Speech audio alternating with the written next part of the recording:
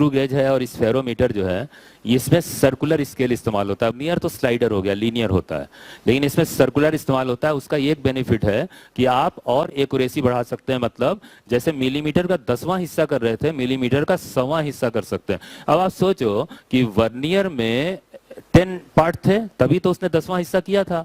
अब वर्नियर में 100 पार्ट तो कर नहीं सकते। अरे इतना छोटा सा वर्नियर होता है, इसमें 100 पार्ट करेंगे तब ना 100वां हिस्सा पड़ेगा। पड़ सकता था, वर्नियर वैसे ही बन सकता था, ये वर्नियर ही नहीं दिखता, वो डिवीजन नहीं देखते, 100 हिस्से कर लेते तो नहीं हो सकता। तो क्यों ना ऐसा इंतजाम किया जाए जो स्लाइडर है उसे लीनियर की जगह सर्कुलर बना दें। तो सर्कुलर पार्ट पे, वो बड़ा सा सर्कुलर पार्ट होगा तो उस पे 100 डिविजन्स क्रिएट कर सकते हैं हम लोग। अगर वो सेकेंडरी स्केल बोलते हैं इसे, जो वर्नियर होता है या दूसरा जो सर्कुलर स्केल आएगा इसमें, वो सेकेंडरी स्केल होते हैं। एक मेन हो गया, एक सेकेंडरी हो गया। सेकेंडरी पे कितने ज्यादा डिविजन्स हैं उसी पे डिपेंड करता है कितना एक्यूरेट मेजरमेंट आप कर सकते हो। तो यार वर्नियर पे हम 10 से ज्यादा नहीं कर सकते थे, चलो 20 कर लें, दिखना भी तो चाहिए, है ना। तो फिर क्या किया जाए, फिर देखें उस पर सर्कुलर स्केल क्रिएट करते हैं। तो उसी में सर्कुलर में वो स्क्रू गेज और स्फेरोमीटर आता है। तो इसमें आप देखो क्या है लिखा है, when length are to be measured with great accuracy से अप टू 0.01 mm। अब 0.01 mm हो गया, mm का 100वां हिस्सा इतना, या आप सेंटीमीटर में 0.001 सेंटीमीटर तक पढ़ना चाहते हो तो screw gauge and spherometer are use which are based on principle of micrometer screw. ये माइक्रोमीटर स्क्रू होता है, असल में ये क्या होता है ना, जब ये घुमाते हैं तो ये एक स्क्रू होता है, वो ऊपर चलता है ऐसे घूमता हुआ, तो उससे सर्कुलर स्केल ऐसे क्रिएट होता है। यहाँ भी ऐसे ये घुमाते हैं, ये स्क्रू होता है। ये स्क्रू में आप देखो वो दिखेगा ऐसे, कटिंग नहीं होती है, ऐसे नोजेस बने तो है ना वो ऐसे, तो वो आप जो है घुमाओगे तो ये आगे पीछे ऐसे जाएगा। तो स्क्रू पे ये बेस प्रिंसिपल माइक्रोमीटर बोलते हैं इसे। अब पर्पस दोनों का डिफरेंट है, वो भी देखेंगे। मेन इसी पे क्वेश्चंस आते हैं, इस पे तो आते नहीं है ज्यादा, लेकिन रीड करने का तरीका एक ही है। देखें यहाँ पे आपको दिखेगा एक लीनियर स्केल दिखेगा, एक सर्कुलर, यहाँ भी एक लीनियर और एक सर्कुलर। तो रीडिंग करने का एक ही तरीका, इसीलिए एक ही कैटेगरी में इसे रखा गया है, एक ही ग्रुप में। ठीक है, तो देखें ये स्क्रू गेज है। ठीक, तो स्क्रू गेज में क्या होता है, यहाँ पे ये सर्कुलर स्केल चल रहा होता है और ये लीनियर। तो क्या होता है, ये नॉब होता है, यहाँ पे ये जॉज होते हैं इसके। तो यहाँ पे आप उस बॉडी को जब आप फंसाते हो तो यहाँ से जब घुमाते हो ना तो ये आगे पीछे जाएगा ऐसे। तो आप जो है ये एडजस्ट कर लेंगे। तो ये लीनियर स्केल तो ऐसे चलता है, और ये जब आप घुमा रहे हैं तो इस पे सर्कुलर घूम रहा है। मैं आपको दिखाता हूँ एनिमेशन उसका, देखो क्लियर। ये वो इधर वाला, इसे मतलब ये तो फिक्स है, इसी के मतलब इसी पे रीड करने से तो वो पार्ट देखें तो कैसे ये चलता है। तो ये जो नॉब होती है इसको पकड़ के ऐसे घुमाया जाता है ना, घुमाएंगे तो ये चलेगा। अब ये सर्कुलर स्केल है और ये लीनियर, तो जब आप घुमाओगे तो सर्कुलर तो घूमेगा ही, साथ साथ लीनियर भी चलता है ऐसे।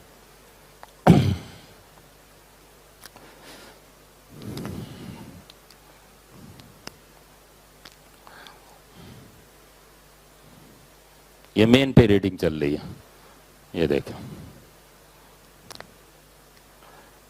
ठीक है, बात समझ रहे हैं, देखो ये भी घूम रहा है, ये भी घूम रहा है। क्लियर है बात। ठीक, अब होगा क्या इसमें, ये अब इसमें कुछ जो नाम होते हैं वो जरा आप जान लें, इसे क्या बोलते हैं इसे। ये तो लीनियर स्केल कहलाता है, ये मेन स्केल भी कह सकते हैं आप, ये लीनियर होता है। इसमें सीधे वही mm लिखा हुआ है, तो 1 mm 2 mm 3 mm ऐसे पढ़ रहे हैं जैसे मेन स्केल होता था वर्नियर में।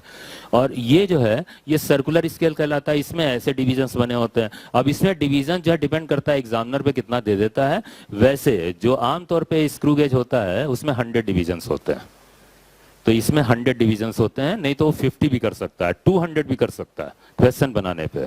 ठीक, अच्छा। और ये जो होता है ये रेफरेंस लाइन बोलते हैं। ये लाइन रेफरेंस इसलिए बोलते हैं क्योंकि इसी से इस स्केल को पढ़ते हैं कौन सा कॉन्साइड कर रहा है। उसमें तो मेन स्केल पे देखते थे, इसमें रेफरेंस लाइन पे हम पढ़ते हैं कि ये इस सर्कुलर स्केल का कौन सा डिवीजन रेफरेंस लाइन से कॉन्साइड कर रहा है। इसमें 35 है, तो जानते हो स्मॉल एन, फॉर्मूला वही होता है, capital N plus small N into least count. तो उसमें ये स्मॉल एन हो गया, और यहां से यहां जो आप पढ़ोगे ना जितना दिख रहा है ना, जितना दिख रहा है वो जो है आपका कैपिटल एन हो गया। बहुत आसान होता है स्मॉल एन। बस रहेगी बात लीस्ट काउंट निकालने की। तो लीस्ट काउंट निकालने का हम आपको फॉर्मूला बताते हैं, और लीस्ट काउंट निकाला फिर वैसे ही रीडिंग लेना शुरू कर दिया, कुछ नहीं, फॉर्मूला वही है। लीस्ट काउंट निकालना जरा डिफरेंट तरीका है उसका। देखें, बल्कि आसान है, इसका ज्यादा आसान तरीका लीस्ट काउंट निकालने का, वो देखें कैसे। एक टर्म होता है पिच। पिच क्या होता है? The linear distance moved by the screw on main scale when it is given one rotation is called pitch. कहने का मतलब है कि आप, ये जीरो दिख रहा है, इसको घुमाओ और वापस जीरो पे ले आओ रेफरेंस पे, उसमें ये जितना चल जाएगा वही होता है पिच। वैसे भी आप ध्यान दो, जो स्क्रू होता है उसमें जो इस तरीके से नोचेस बने होते हैं, आप देखो ऐसे है ना, ये तो आप देखो एक रोटेशन देंगे तो एक जो डिफरेंस होता है, वो दोनों जो सर्कुलर पार्ट होते हैं ना जो उभरे हुए, तो उनके बीच की जो डिस्टेंस होगी वही तो कवर होगी एक बार घुमाने में। तो आप देखो ऐसे होता है, देखें जैसे इसे घुमाया, अभी एक रीडिंग और आ रही है, this is equal to the distance between two consecutive threads as measured along the axis of screw. क्या मतलब ये आप खुद ही समझोगे। यहाँ पे देखो, ये यहां से शुरू करो, एक राउंड लो, मान ले जीरो से फिर जीरो आ गया ना, तो मान ले जैसे एक राउंड लिया गया, अब एक राउंड घूमने में ये कितना चल गया, ये जितना चल गया ना, यही पिच की वैल्यू है। जानते हो क्या होगा? आप सोचो कि एक, सपोज ये 1 mm चला होगा, 1 mm चल रहा हो, एक बार और घुमा के देखते हैं, ये 1 mm है, एक बार और घुमा के देखते हैं, चल ही रहा है 1 mm, है कि नहीं? एक पूरा डिवीजन चल रहा है, जनरली ऐसा ही होता है, एक डिवीजन चल जाता है, ठीक। तो ये एक डिवीजन चला, आप सोचो कि यहां से जब जीरो से दोबारा जीरो आया, तो आपको नहीं लग रहा है इसके 100 पार्ट चले गए? तो इसके 100 पार्ट घूमने में ये इतना चल रहा है 1 mm, तो अगर धीरे से एक पार्ट चलाओगे तो ये कितना चलेगा? 1/100 हो तो गया, 1 mm का 100 डिवीजन हो गया, कितनी आसानी से, है ना? उसमें नहीं कर पाते आप इतनी एक्यूरेसी के साथ, यहाँ बड़े आराम से यहां से यहां चला सकते हो आप। तो अगर पूरे एक राउंड में अगर 100 डिवीजन है, तो 100 में अगर वो 1 mm चल रहा है, तो एक डिवीजन में धीरे से घुमाओ, एक डिवीजन ऐसे, एक डिवीजन कितना चलेगा? 1/100। तो वही लीस्ट काउंट हो गया इसका। तो लीस्ट काउंट कैसे निकालेंगे आप बता दो ना अब। Yes, pitch upon number of divisions, yes, on circular scale, ये पिच निकालने का फॉर्मूला बन जाएगा। तो वही है, यहाँ पे आप देखो कि जैसे पिच निकालना है तो फॉर्मूला ऐसे आता है, लीस्ट काउंट, है ना, पिच को डिवाइड करें तो पिच तो ऐसे ही निकल जाएगा। लीस्ट काउंट निकालने का formula pitch upon number of divisions on circular scale. तो ये आप देखो जैसे ऐसे घुमाया हमने, है ना, एक, तो ये हो गया पिच 1 mm हो गया, और नंबर ऑफ डिविजन्स 100 है इस पे, तो आप डिवाइड कर दो इस केस में, तो आप डिवाइड करोगे तो least count is equal to 1 mm/100, तो कितना हो गया? 0.01 mm। यही तो चाहिए था। तो ज्यादा एक्यूरेसी हो गई ना इसमें, एक्यूरेट ज्यादा हो गया, है ना? ऐसे निकाल लेते, बहुत आसान है। लीस्ट काउंट निकला नहीं, ये फिर मेन फॉर्मूले में आप रख के फॉर्मूले में 0.001 सेंटीमीटर भी लिख सकते हैं आप इसे, ठीक। मान ले जैसे डिवीजन सर्कुलर पे एग्जामिनर कम कर दे, देखो दूर हो गया, अभी ये था ना, है ना, अब आधा कर दिया, देखो आधा हो गया, हो रहा है ना आधा, ठीक। बीच में से एक डिवीजन गायब, कितने डिवीजन हो जाएंगे अब? 50। तो अब यहाँ पे जैसे ये घूम रहा है, तो ये पिच तो 1 mm है, लेकिन डिवीजन जो है 50। ओके, अब जानते हैं वो लीस्ट काउंट बढ़ जाएगा, एक्यूरेसी कम हो जाएगी, नहीं? तो अब जो है आप खुद ही समझो इस बात को कि अब ये निकालोगे तो हो ही जाना है ऐसे, 1 mm/150, तो ये हो गया 0.02 mm, 0.002 से, वो 1 था 0.001, है ना, ये बढ़ गया, एक्यूरेसी कम हो गई। इतना आसान है, बस हो गया, बस बाकी तो ऐसे ही करना है रीडिंग। अब देखते हैं एक आध रीडिंग लेते हैं हम लोग। मेजरमेंट के लिए वही है रीडिंग, वही सेम फॉर्मूला, कैपिटल एन आप जान रहे हो, मेन स्केल रीडिंग ले ही लेंगे, अब कोई दिक्कत नहीं। Small and division on circular scale coincides with the reference line, ठीक है। अब इसको देखते हुए हम लोग रीडिंग लेंगे। अब देखें, जैसे यहाँ पे एक केस लेते हैं, मान लें जैसे एक मेजरमेंट किया हमने, सपोज घुमाया और स्केल यहाँ आके टिका, ओके, यहाँ मान लें टिक गया वो। अब आप बताओ मेन पे कितना दिख रहा है? 3 पूरा दिख रहा है।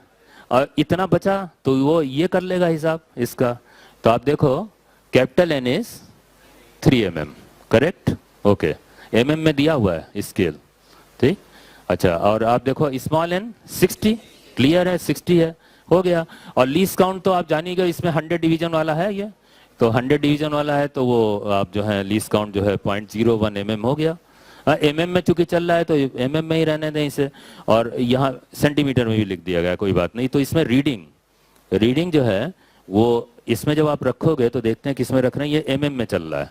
तो आप देखो ये 3 mm, small N is 60 and least count mm वाला 0.01 mm, बस ये कैलकुलेट करो आगे।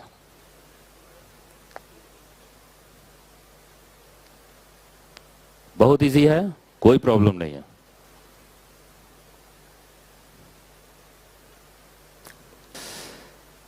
ये क्वेश्चन देखें,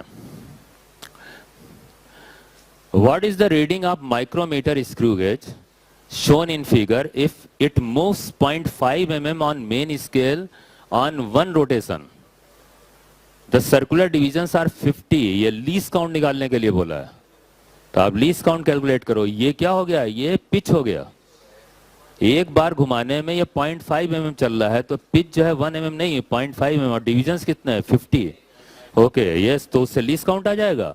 और लीस्ट काउंट ऑफ मेन में कितना रीडिंग दिख रही है, मेन में रीडिंग आप देखो 2 दिख रहा है, 2 mm, और इतना और रह गया। तो इसके लिए आप यहां से पढ़ो स्मॉल एन 31 हो गया, और लीस्ट काउंट निकाल लो, नहीं आ जाएगा रीडिंग, पता चल रहा है कौन सी होगी 2 पॉइंट, ये आ जाएगा, ये आ जाएगा। चलें कर लेते हैं इसे। तो इसमें लीस्ट काउंट जो है वो फाइंड करने के लिए फॉर्मूले में रख रहे हैं। तो ये दिया हुआ है पिच 0.5 mm, ये 50 डिविजन्स दिए हैं सर्कुलर स्केल पे, ये आ गया 0.01 mm। और आप देखो ये कैपिटल एन साफ दिख रहा है यहाँ पे, mm में चल रहा है स्केल, तो 2 mm है। और स्मॉल एन 31 दिख रहा है, क्लियर, ये 31 दिख रहा है, ये हो गया। रख दो आप ये रीडिंग, अब लीस्ट काउंट तो ये दिया हुआ है, आप फाइंड कर लो। तो 2 plus 31 into least count is this।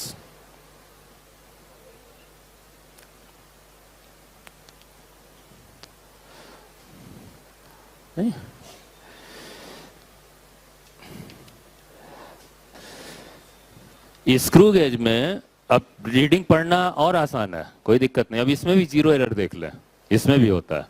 तो जीरो एरर कैसे होगा, आप जॉस को जो उसमें दिया था वो आप मिला दो, मिलाने के बाद होना क्या चाहिए बताएं, इधर मेन स्केल पे कुछ भी नहीं होना चाहिए और रेफरेंस लाइन पे 0 होना चाहिए। तो देखें अगर नो जीरो एरर है मतलब एक्यूरेसी है, तो क्या होगा, ये होगा।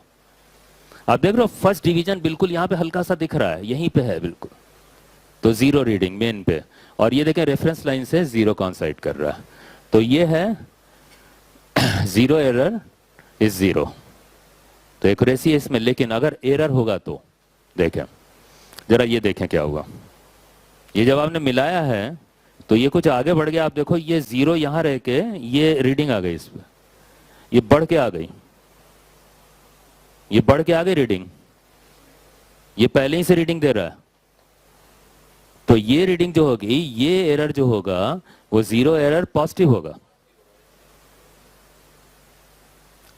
तो इसमें क्या करेंगे, वही निकालने का ही तरीका होगा, एरर निकालना पड़ेगा ना, कैलकुलेट करना पड़ेगा। तो इसमें यही पढ़ लेते हैं, ये वाली रीडिंग स्मॉल एन मेन पे तो है नहीं, मेन पे तो है नहीं, ये पहले से ही स्मॉल एन आ रहा है, कैपिटल एन तो 0 हो गया, स्मॉल एन आ रहा है कितना 1, और लीस्ट काउंट अब ये इतनी वैल्यू जो आई वो एरर हो गई, कौन सी, पॉजिटिव, ठीक। और देखें निगेटिव भी देखें, ये देखें निगेटिव में क्या हुआ है, ये 0 ऊपर चला गया, ये नीचे रह गया। अब इसमें ये निगेटिव हो जाएगा, ये ध्यान दीजिएगा, इसमें 0 नीचे है, एक रीडिंग बढ़ के आ रही है, इसमें ये पहले ही 0 ऊपर चला गया तो निगेटिव हो गया। तो इसमें जानते हैं कैसे पढ़ेंगे, इसमें डिवीजन आप इधर से मत पढ़िएगा। देखिए जैसे मान लें यहाँ पे 99 लिखा होगा कि नहीं बताओ, अरे यार 0 से ऊपर 1 लिखा होगा, नीचे क्या होगा 99 है ना, ये 0 से ऊपर ये 1, ये क्या होगा 99। तो पहले वाले में तो 1 कॉन्साइड कर गया, आपने 1 लिख दिया, इसमें ये 99 कॉन्साइड किया, तो आप 99 ले लोगे क्या, इतना बड़ा एरर नहीं होता है। आप जीरो से नापते हो तो जीरो से इस तरफ 1 और निगेटिव होगा, तो ये ध्यान दीजिएगा। तो इसमें उल्टा नापते हैं तो ये निगेटिव एरर है, जीरो एरर निगेटिव। इधर से नापिएगा, मतलब टोटल डिविजन्स में से ये जो दिख रहा है, जो कॉन्साइड कर रहा है उसे घटा दिया। जैसे 100 है तो 100 में से 99 घटा दिया, ठीक है, तो कितना बचा 1। अगर 98 होता तो 2 बचता, तो वो लेना है स्मॉल एन और निगेटिव एरर रखने हैं। अभी करते हैं, एक क्वेश्चन आएगा उसमें आपको पता चलेगा जीरो एरर इसमें निकाल। ठीक है, क्लियर है? ओके। जेई मेन का एक क्वेश्चन बहुत अच्छा है, इसे करते हैं हम लोग। ये घबराए नहीं, ये लेंथ देख के अभी नहीं, बहुत आसान होता है सब। ऐसे आप जो है क्वेश्चन की लेंथ आपने देखी हो, घबरा गए। आप पढ़ो, एक एक बात समझ में आएगी। देखें, बिल्कुल सिखा जाएगा आपको पूरा स्क्रू गेज, बिल्कुल कॉन्सेप्ट क्लियर एक क्वेश्चन में। A screw gauge with a pitch of 0.5 mm and a circular scale with 50 division is used to measure the thickness of a thin sheet of aluminum. एक aluminium sheet है, उसकी thickness निकालनी है। Okay, ये क्या दे रहे हैं? पिच। ये लीस्ट काउंट का इंतजाम हो गया, लीस्ट काउंट का इंतजाम हो गया। Okay, good. चलें आगे बढ़े। ऐसे ही करता जाता हूँ मैं, जब क्वेश्चन पढ़ता हूँ ना, तो जितना पढ़ा उतना इसमें क्या इंतजाम हो जाएगा, हो गया इतना, फिर आगे पढ़े तो मुझे दिक्कत नहीं होती। अब ऐसे यहाँ से लेके यहाँ तक पढ़ते जाएंगे, फिर सोचेंगे क्या पढ़ा था। तो ऐसे रीडिंग नहीं की जाती कि इंग्लिश पढ़ रहे हैं आप बैठ के, उसे आप समझते चलो। अच्छा, before starting measurement it is found that when the two जार्स of the screw gauge are brought in contact, क्यों कर रहे होंगे? एरर चेक जरूर किया जाता है, पहले एरर चेक जरूर की जाती है। तो उन्होंने कहा कि दोनों जॉस को मिला दिया, तो हुआ क्या? कह रहे हैं कि the 45th division coincides with the main scale line. 45th नहीं कॉन्साइड करना चाहिए था, वहां या तो बोलते 50 कॉन्साइड कर रहे हैं। जीरो, जीरो और 50 एक ही जगह हो जाएगा, क्योंकि 50 है डिविजन्स। जीरो से घूम के पूरा 50, तो जीरो कॉन्साइड करता है तो ठीक है, यहां तो 45th डिवीजन कॉन्साइड कर रहा है। कौन सा एरर है? निगेटिव की पॉजिटिव? निगेटिव है, इतना ज्यादा निगेटिव ही होगा। नहीं तो क्या होता, अगर पॉजिटिव होता तो 1 होता, 2 होता, है ना, जीरो नीचे होता और ऊपर 1 2 आता। लेकिन ये जीरो ऊपर चला गया है, कितना? बहुत ज्यादा चला गया, 5। ऐसे स्क्रू गेज को इस्तेमाल ही नहीं करना चाहिए, कूड़ेदान में फेंक देना चाहिए। इतना एरर, इतनी बड़ी एरर है। खैर चलें, एरर है तो करना ही पड़ेगा। तो वो देखें, आप देखो वो 45 है, कॉन्साइड कर रहा है, तो 5 ऊपर चला गया, जीरो ऊपर दिखेगा। एन पता चल गया?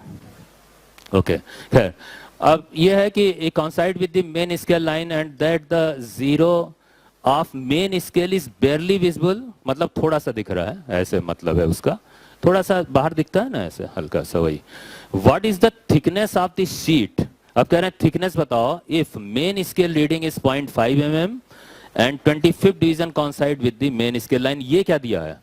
ये बाद में रीडिंग एक हुआ जब आप जीरो एरर नापे, तो दोनों जगह को मिला जाएगा, तो वो सब रीडिंग आई यहाँ पे जो कह रहे हैं यहाँ पे, तो वो तो 45th कॉन्साइड करने लगा। उसके बाद जब वो शीट रखी गई और नापा गया, तो फिर से रीडिंग पढ़ोगे ना आप, तो वो जो रीडिंग आई अब नई, उसमें क्या था? शीट नाम ने वो 0.5 mm जो है उस पे मेन स्केल पे था कैपिटल एन, और 25th डिवीजन जो है वो स्मॉल एन हो गया। तो आप क्या करोगे? इस इंफॉर्मेशन से रीडिंग निकाल लोगे और उस इंफॉर्मेशन से जीरो एरर निकाल लोगे, और फिर इस इंफॉर्मेशन में से जीरो एरर साइन के साथ डिडक्ट कर दोगे, आंसर आएगा। तब पूरा काम करवा दिया है आपसे एक क्वेश्चन में। ठीक है, तो चलें इसे हम लोग करते हैं, क्लियर हो जाएगी बात बिल्कुल। लीस्ट काउंट निकाल लिया, 0.01 दिया था ये। ओके, जीरो एरर के लिए ये देखें, ये फिगर जो दे रहे हैं ना वो ये है, ये 45th जो है दिख रहा है, थोड़ा सा जीरो दिख रहा है, कह रहे थे ना बेरली विजिबल, ऐसे कह रहे ना, थोड़ा सा दिख रहा। तो आप क्लियर है कि यहाँ से ये निगेटिव जीरो एरर है, जीरो ऊपर चला गया, तो इधर से नापोगे ना, तो यहाँ पे आप देखो क्या होगा, कैपिटल एन तो जीरो हो गया, कैपिटल एन तो जीरो है। स्मॉल एन के लिए आप ये नापो यहां से यहां तक की काउंटिंग, तो ये होगा 50, ये 50 होगा ना, जीरो पे 50, 50 माइनस 45, ऐसे करना, ये भूलना नहीं, ये नहीं कि उठा के 45 रख दिया, एग्जामिनर शॉक्ड हो जाएगा, ये 45 इतनी बड़ी है एरर। ठीक है, तो ये जीरो एरर कितना हो गया, अब ये रख दें आप, तो ये 0 प्लस 5 इंटू, ओके 5 इंटू 0.01, वो लीस्ट काउंट, ये निकाल लिया एरर। एरर हो गई, ये निगेटिव एरर होगी। ठीक, ये रख लिया। अब रीडिंग, तो अब वो रीडिंग के लिए जो अब नया वो फिगर हुई, अब रीडिंग ले रहे हैं, तो उसमें ये कह रहे हैं वो कि यहाँ पे मेन पे 0.5 दिख रहा है ना, और ये 25th जो है वो कॉन्साइड कर रहा है, ये दिया हुआ है ना। अब इसको आप रीड कर लो, तो यहाँ से कैपिटल एन कितना हो गया 0.5, ओके गुड, एन हो गया 25, यस। तो अब आप इसमें मेजरमेंट में आप रखो ये 0.5 और ये सब रख दिया 25 और लीस्ट काउंट, तो ये आ गया, ओके कितना। अब ये बताओ क्या ये रीडिंग होगी, ये रीडिंग नहीं होगी, ऑप्शन में ये भी एक दिया होगा लेकिन ये नहीं होगा, अभी एरर है, तो क्या करें उसे घटाएंगे साइन के साथ, तो मेजरमेंट -0 एरर, देखें कैसे, ये मेजरमेंट हो गया माइनस फॉर्मूले का और ये एरर का माइनस, अब ये जुड़ जाएगा, तो जुड़ के बढ़ के आएगी रीडिंग कितनी। यही वर्नियर में होता ना तो ऐसे ही करते, मान लें वर्नियर में भी ऐसा क्वेश्चन आया नहीं था कोई, लेकिन उसमें होगा तो यही काम करेंगे आप, उसका भी एरर निकाल लो साइन के साथ और मेन पढ़ना सीख लिया, कर लेंगे बस भाई, यही है और कुछ नहीं है खास। ओके, बहुत आसान है, बहुत यूजफुल है ना। थोड़ी जानकारी स्फेरोमीटर से, थोड़ी सी जानकारी, बाकी इसमें जो क्वेश्चंस होते हैं ना फॉर्मूले यही लगते हैं, मेन पे इतना है, सर्कुलर स्केल पे इतनी रीडिंग है, रीडिंग बताओ, तो सब वही लगा दीजिएगा फॉर्मूला, नाम स्फेरोमीटर। लेकिन स्फेरोमीटर का पर्पस क्या है, कभी पूछ लें, वैसे बहुत रेयरली पूछते हैं, कभी आए नहीं है, फिर भी तैयार हो जाए हम लोग। तो स्फेरोमीटर जो है उसमें ये देखें क्या होता है, ये जब आप, ये सर्कुलर स्केल होता है, इसे जब आप घुमाते हो तो ये वाला स्क्रू ऊपर जाता है ना, इसके 3 स्टैंड्स होते हैं, ये बेसिकली इस्तेमाल होता है ज्यादातर आप देखें वो रेडियस ऑफ कर्वेचर फाइंड करने के लिए स्फेरिकल सरफेस का। जैसे मान लें वो लेंस दिया जाता था एक्सपेरिमेंट में, हमें याद है ये लेंस देते थे, उसमें उसका फोकल लेंथ निकालने के लिए उसके सरफेस का रेडियस ऑफ कर्वेचर निकालते थे, तो उस पर क्या करते थे, लेंस को ऐसे रख के उस पर ये इसको रख देते थे और इसको घुमा के सेट करते थे कि, क्योंकि क्या होगा कि ये 3 लेग्स जो हैं वो तो नीचे पड़ेंगे और ये थोड़ा ऊपर आएगा, क्योंकि कर्वेचर है ना ऐसे, तो एडजस्ट करके फिर रीडिंग लेते थे। खैर, तो उसमें रीडिंग में ये होता था, देखना 0, अब ये रेफरेंस लाइन की जगह ये वाला जो सर्कुलर है पार्ट, यही रेफरेंस बन गया, तो होगा क्या कि जब आप इसे घुमाओगे तो ये ऊपर या नीचे जाएगा, तो मान लीजिए जैसे ऊपर जा रहा है, तो ये जहां पे गया, तो जैसे मान लीजिए यहां पे गया तो आप ये मेन पढ़ लो, और फिर इस स्केल से यहां पे कौन सा डिवीजन कॉन्साइड कर रहा है वो हो गया सर्कुलर, इस पे 100 डिविजन होते हैं, वो सर्कुलर हो गया। लीस्ट काउंट वही, ये पिच हो गया, आपने एक राउंड घुमाया कितना ये चला, ये पिच हो गया, कितने डिवीजन से उतना घूम जाएगा ये एक बार में, तो वो डिवीजन हो गए सर्कुलर, तो डिवाइड करेंगे तो लीस्ट काउंट आ जाए, बिल्कुल वही चीज है, वो बनाने का तरीका डिफरेंट है। तो रीडिंग ऐसी ली जाती है इस पे, और जहां तक वो उसका सवाल है कि क्या केस आएगा वो हम दिखा देते हैं आपको। बहरहाल ये इसके विषय में लिखा, it is used to measure the radii of curvature of spherical surfaces, spherical surfaces के रेडियस जो होते हैं उनको नापने के लिए होता है। It is based on the principle of screw gauge, screw gauge के ही प्रिंसिपल पे है, ये साफ लिख दिया उन्होंने, तो इसलिए इसकी थ्योरी स्पेशल पढ़ने की जरूरत नहीं है आपको, ठीक है।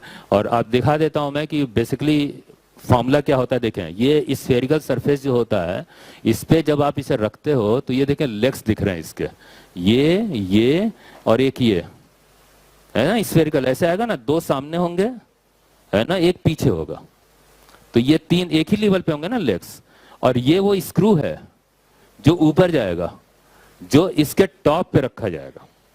तो जानते हैं जब आप रीडिंग पढ़ोगे तो जानते हैं क्या आएगा, ये भाई शुरू में क्या होता है, जब आप स्क्रू भी घुमा दोगे तो ये पूरा एक सरफेस पे हो जाते हैं, देख रहे हैं सब एक सरफेस पे, तो रीडिंग 0 होगी। 0 एरर पढ़ने के लिए भी होता है। फिर क्या होगा कि जब आप स्फेरिकल सरफेस ऐसे रख दोगे तो लेग तो नीचे होंगे, लेकिन जो सरफेस का बीच का हिस्सा होगा ऊपर जाएगा, तो उसे एडजस्ट करने के लिए आप इसे ऊपर उठाओगे, तो वही देखो यहाँ स्क्रू ये जो है ये पहले यहाँ होता, लेकिन ये उठ के यहाँ आ गया, तो ये हाइट है क्या? ये वही तो है, वो जो कर्ड पार्ट है, जो टॉप है उसका पीक, उसकी हाइट नहीं आएगी। तो यहां से यही एच वैल्यू नाप लेते हैं एक्यूरेसी के साथ, और फिर एक फॉर्मूला होता है। अच्छा ये क्या है आप देखो, ये a/√3 बेसिकली ये डिस्टेंस है।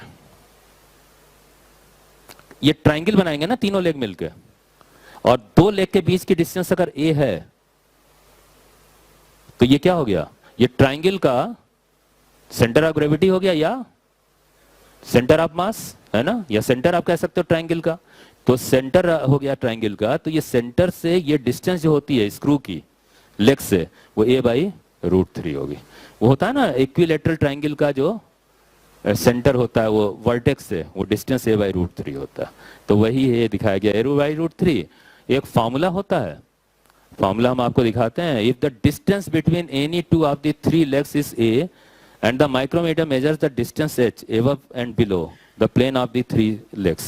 और ऐसा होता है ना, above below क्यों लिखा है, कॉन्वेक्स सरफेस है या कॉनकेव सरफेस है। अगर कॉनकेव आएगा तो फिर वो नीचे जाएगा, यहाँ पे इससे नीचे जाएगा तो उस तरफ आप पढ़ लो, दोनों इंतजाम होता है।